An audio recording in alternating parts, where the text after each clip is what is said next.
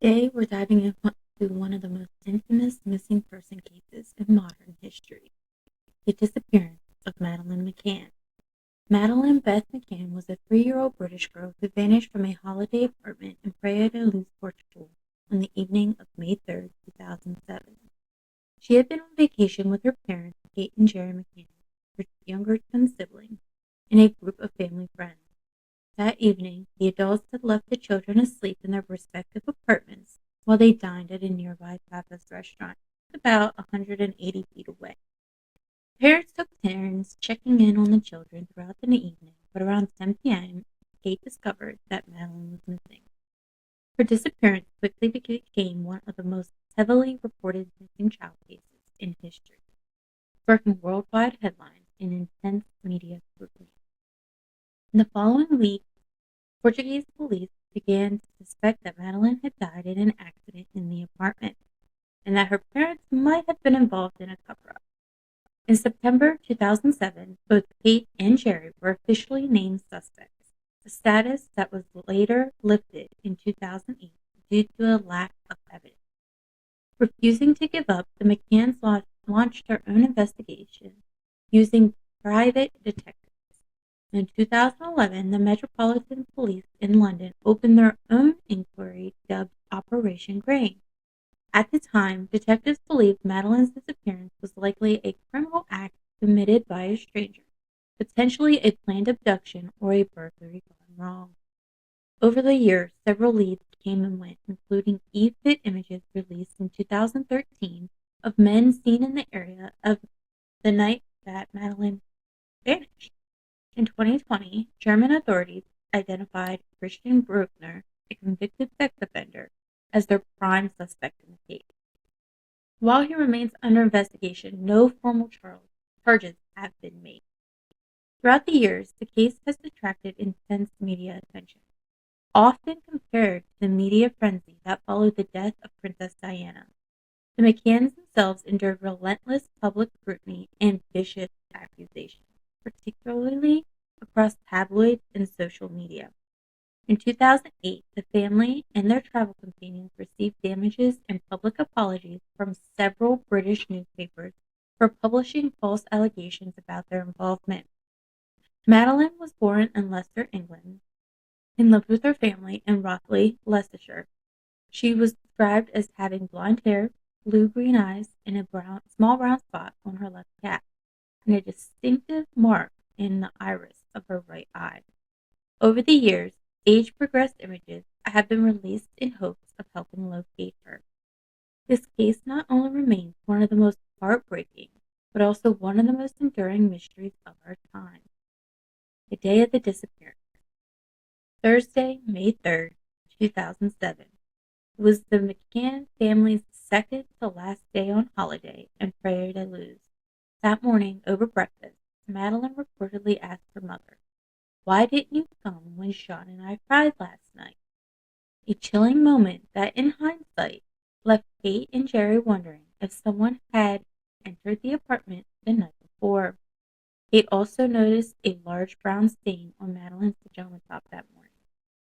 The children spent the morning at the resort kids club, followed by lunch back at the apartment.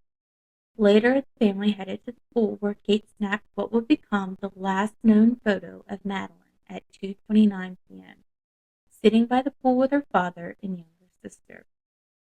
That evening, Kate brought the kids back to apartment 5A around 6 p.m., while Jerry stayed behind for a tennis lesson. The children were put to bed around 7 p.m.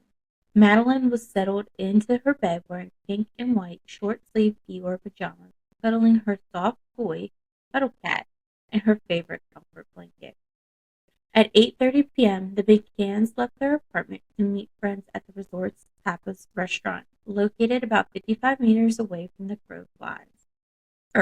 55 meters away as the crow flies, though it required a longer walk via public streets and resort paths.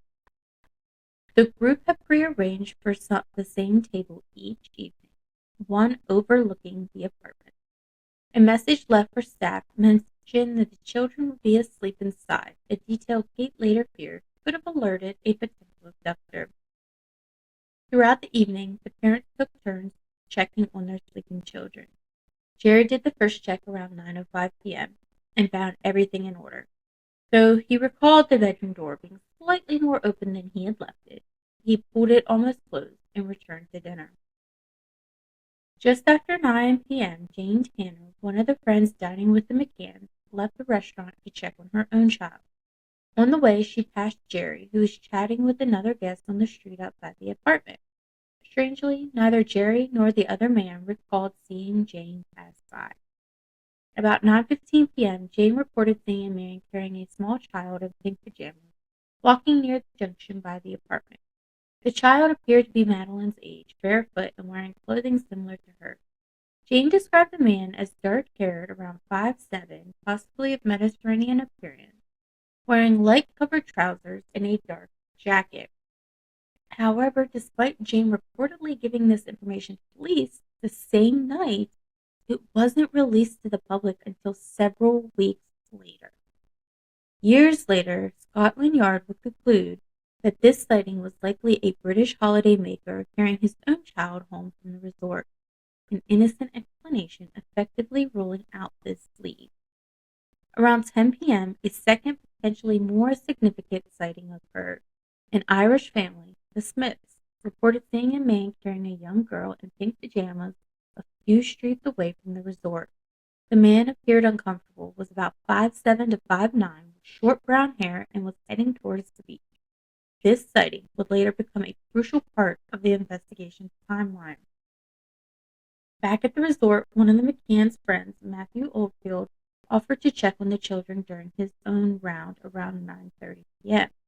He noticed the bedroom door open, but, hearing no noise, did not enter the room fully and left without confirming Madeleine was there. When Kate went to check on the children at 10 p.m., she entered through the patio doors and immediately noticed the bedroom door was wide open. As she tried to close it, a draft slammed it shut, and that's when she saw the window open, its shutter raised. Madeleine's cuddle cat and blanket were still on the bed, but Madeleine was gone. Panicked, Kate ran back to the restaurant, shouting, "Madeleine's gone! Someone's taken her!" The McCann's friends and resort staff began searching the area immediately. 60 people searched the surrounding streets and resort grounds until about 4:30 a.m., calling Madeleine's name through the streets of Praia da Luz. Police were first notified around 10:10 p.m. Two officers from the local GNR arrived just after 11 p.m., followed by criminal investigators from the Polizia Judiciaria around 1 a.m. However, mistakes in those critical early hours would later hinder the investigation. The apartment was not secured properly. Potential witnesses weren't immediately interviewed, and roadblocks were not put in place until the next morning. According to Kate's account, up to 20 people entered apartment 5A before it was officially sealed, likely contaminating evidence. One officer even dusted the window shutter for fingerprints without gloves. Despite searches continuing through the night, no trace of Madeleine was found, and the case quickly spiraled into one of the most notorious missing persons cases in modern history. Operation Grange, 2011 present. In May 2011, following a request from Kate and Jerry McCann to then Prime Minister David Cameron, Scotland Yard launched Operation Grange, a review of the case led by Detective Chief Inspector Andy Redwood. The review was intended to reassess all evidence collected by both Portuguese and British authorities, looking for overlooked leads or investigative errors. The operation began by examining over 40,000 documents from the Portuguese investigation, private investigators hired by the McCanns, and other sources. The British officers created a new timeline of events and conducted numerous interviews with witnesses, some of whom had not previously been questioned by police.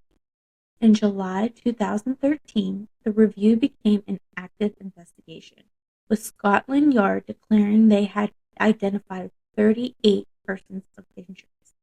DCI Redwood stated publicly that he believed it was possible Madeleine was still alive.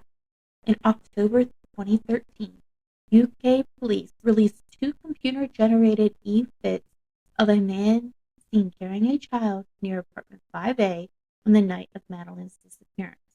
The images were broadcast during a BBC Crime Watch appeal, prompting thousands of calls and emails. Portuguese police subsequently reopened their own inquiry, citing new lines of inquiry, and began working more closely with British authorities. Searches and interviews. In June and July of 2014, under mutual legal assistance agreement, British police officers were allowed to participate in searches in Praia da Luz alongside Portuguese authorities. Several sites were excavated, including scrubland near the Ocean Club, though no trace of Madeleine was found. Witness interviews continued through 2014 and into subsequent years. Robert Murat, previously cleared of suspicion, was among those interviewed again. Others included former Ocean Club workers, local residents, and previous suspects. In June 2020, German authorities announced a new prime suspect, a 43-year-old German man identified in the media as Christian B., a convicted sex offender with a long criminal record. Christian B. had lived on and off in the Algarve between 1995 and 2007, including in Praia da Luz. He was known to have been in the area on the day Madeleine vanished. German prosecutors declared that they had evidence suggesting Madeleine was dead, although details of the evidence were not made public. Despite this, neither Portuguese nor British police officially classified the case as a murder inquiry.